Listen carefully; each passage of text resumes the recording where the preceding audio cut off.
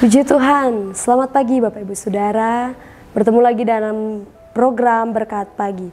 Sebelum Bapak Ibu Saudara melaksanakan aktivitas di sepanjang hari ini, terlebih kita akan mendengarkan kebenaran firman Tuhan. Masih dalam kitab Lukas, kita buka di dalam Lukas pasalnya yang ke-18, ayatnya yang pertama dan sampai ayatnya yang ke-8. Sekali lagi, Lukas pasalnya yang ke-18, ayatnya yang pertama sampai ayatnya yang ke-8. Tetapi terlebih kita akan membaca di dalam ayat yang ke-7 sampai ayatnya yang ke-8. Saudara bisa menyimaknya dan saya akan membacakan firman Tuhan.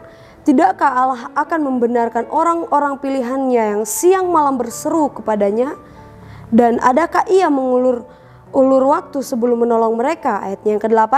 Aku berkata kepadamu, ia akan segera membenarkan mereka. Akan tetapi, jika anak manusia itu datang, adakah ia mendapati iman di bumi?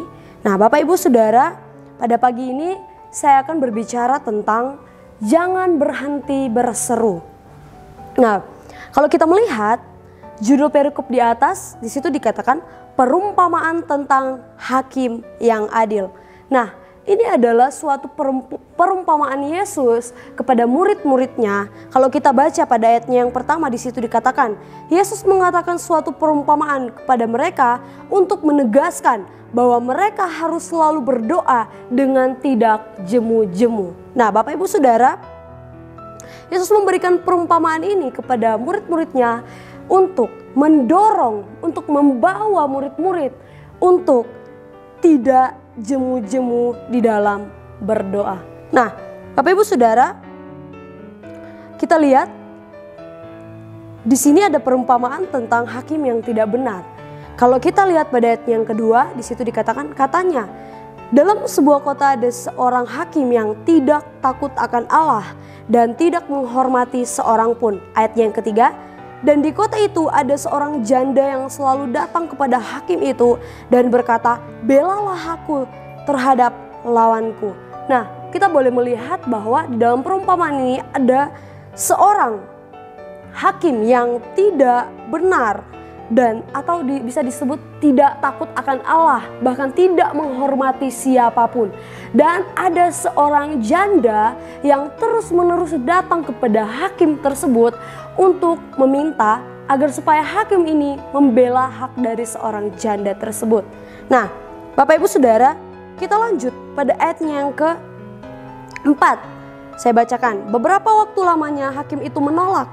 Tetapi kemudian ia berkata dalam hatinya, walaupun aku tidak takut akan Allah dan tidak menghormati seorang pun, ayat 5, namun karena janda ini menyusahkan aku, baiklah aku membenarkan dia supaya jangan terus saja ia datang dan akhirnya menyerang aku. Nah, Bapak Ibu Saudara, boleh kita melihat usaha dari janda ini. Yang pertama, yang awalnya dia datang, bahkan terus menerus dikatakan dia datang, tidak ada bantuan dari seorang hakim, tidak ada jawaban dari seorang hakim. Tetapi apa yang janda ini lakukan? Dia terus datang kepada hakim meminta dan memohon untuk hakim ini membela haknya.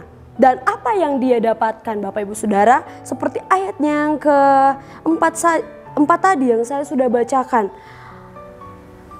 Seorang hakim yang tidak benar ini, yang tidak setia di hadapan Tuhan, bahkan yang tidak menghormati siapapun, dia mengiyakan apa yang diminta oleh janda tersebut. Nah, Bapak Ibu Saudara, pagi hari ini kita akan belajar kebenaran firman Tuhan. Janda di dalam kebenaran firman Tuhan ini bercerita tentang umat-umat Tuhan atau orang-orang Kristen, orang-orang benar, orang-orang percaya.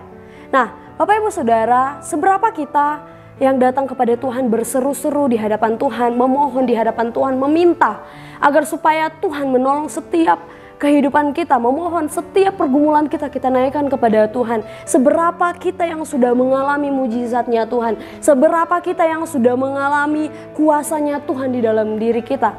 Dan mungkin ada yang belum Tuhan jawab di dalam setiap permohonan kita yang kita naikkan kepada Tuhan. Mungkin kita selalu berdoa kepada Tuhan, berseru-seru di hadapan Tuhan, memohon agar supaya Allah, Tuhan segera menjawab permohonan doa kita. Tetapi sampai saat ini kita masih tetap terus menanti dan belum ada jawaban. Nah, Bapak Ibu Saudara, pada pagi hari ini kita akan belajar dalam satu tokoh yang sangat terkenal, yang dimana dia menanti akan jawaban daripada Tuhan. Kita boleh melihat dalam 1 Samuel pasalnya yang pertama. Di situ kalau kita melihat, di situ diceritakan tentang lahirnya Samuel. Hana, kalau kita mencari tahu Hana adalah perempuan yang mandul. Yang artinya Hana tidak bisa mempunyai atau memiliki seorang anak. Tetapi di dalam kehidupan Hana, di dalam kerinduan seorang perempuan yang mau untuk mempunyai anak, apa yang dia lakukan? Di tengah-tengah ketidakmustahilan manusia, kalau kita mau lihat, seorang yang mandul tidak bisa mempunyai seorang anak. Tetapi apa yang Hana lakukan? Apa yang dia panjatkan kepada Tuhan? Boleh kita lihat pada ayatnya yang ke-10, di situ dikatakan, dan dengan hati pedih ia berdoa kepada Tuhan sambil menangis terseduh-seduh. Ayatnya yang ke-12, bagian yang pertama saya bacakan. Ketika perempuan itu terus-menerus berdoa di hadapan Tuhan. Nah, Bapak Ibu Saudara, yang dilakukan Hana yaitu dia meminta kepada Tuhan, meminta kepada Allah yang dia sembah, meminta kepada Allah yang hidup. Dan Bapak Ibu Saudara, kita tahu seorang mandul tidak akan mempunyai seorang anak, tetapi apa yang didapati oleh Hana di dalam ketaatannya, di dalam dia berdoa, dia berseru di hadapan Tuhan, bahkan sambil menangis, dia menaikkan setiap permohonan dia di hadapan Tuhan. Apa yang dia dapatkan? Dia mendapatkan jawaban, bahkan jawaban yang paling terbaik. Dan itu bukan dalam waktu yang cepat, atau bukan pada waktu yang saat itu juga dia berdoa. Tidak, saudara. Kita baca ayatnya yang ke-20. Di situ dikatakan, maka setahun kemudian mengandunglah Hana dan melahirkan seorang anak laki-laki. Ia menamai anak itu Samuel, sebab katanya, aku telah memintanya daripada Tuhan. Ini yang didapati oleh Hana. Dari usahanya untuk meminta kepada Tuhan. Bukan cuma 1-2 kali dia meminta kepada Tuhan, tetapi berulang-ulang kali dia berseru, bahkan sampai menangis di hadapan Tuhan. Apa yang dia dapatkan? Tidak ada yang sia-sia yang dia dapatkan. Bahkan di situ dikatakan setahun kemudian, berarti ketika dia meminta, dia tidak langsung mendapatkan apa yang dia inginkan. Dia tidak langsung mendapatkan apa yang dia minta. Tetapi ada waktu, yaitu waktunya Tuhan. Bapak Ibu Saudara, di dalam kehidupan kita mungkin menunggu kapan Tuhan akan menjawab setiap doa kita kepada Tuhan. Kapan kita akan mendapat jawaban dari penantian kita. Tetapi Bapak Ibu Saudara, kita belajar dari Hana. Hana menunggu. Hana tidak meminta yang begitu cepat agar Tuhan cepat menjawab setiap doanya. Tetapi Hana membutuhkan terus waktu yang lama. Dan percayalah Bapak Ibu Saudara, ketika kita tetap terus berseru di hadapan Tuhan, kita tidak berhenti berseru di hadapan Tuhan, menaikkan ucapan syukur kita di hadapan Tuhan, maka kita pasti akan mendapatkan jawaban yang paling terbaik yang Tuhan berikan bagi kehidupan kita. Ingat Bapak Ibu Saudara, waktu Tuhan adalah waktu yang sangat-sangatlah yang terbaik. Kita hanya menunggu waktunya Tuhan. Mungkin kita terlalu menunggu bahwa waktu Tuhan menjawab doa kita, waktu Tuhan menjawab seruan kita di hadapan Tuhan terlalu lama. Tetapi ingatlah Bapak Ibu Saudara, waktu Tuhan bukanlah waktu yang terlalu lama, terlalu singkat, tetapi waktu Tuhan adalah selalu waktu yang terbaik. Yang kita lakukan adalah menunggu dan menanti sambil kita tetap terus berseru di hadapan Tuhan. Seperti seorang janda yang kita sudah bahas pada pagi hari ini, di mana dia berseru, dia datang terus-menerus kepada hakim. Bahkan seorang hakim yang tidak mengenal Allah, yang tidak taat, tidak menghormati seorang pun bisa tergerak oleh seruan dari seorang janda. Apalagi setiap kehidupan kita, di tengah-tengah pengiringan kita kepada Tuhan, di tengah-tengah kita melayani Tuhan. Apakah yang akan kita dapatkan ketika kita bermohon di hadapan Tuhan?